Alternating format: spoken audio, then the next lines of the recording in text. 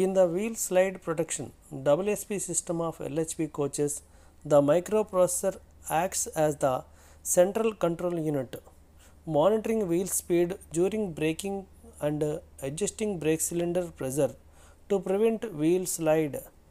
It receives signals from speed sensors and ponic wheels, evaluates vehicle speed, and sends signals to the corresponding dump wall to regulate brake pressure.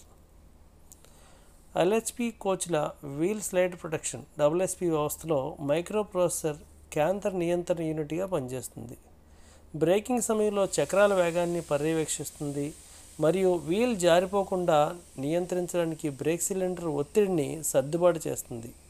ఇది speed censor మరియు పోనిక్ wheels నుండి సంకేతాలను అందుకుంటుంది, వాహన వేగాన్ని అంచనా వేస్తుంది మరియు బ్రేక్ ఒత్తిడిని నియంత్రించడానికి సంబంధిత డంప్ వాల్కు సిగ్నల్స్ పంపుతుంది.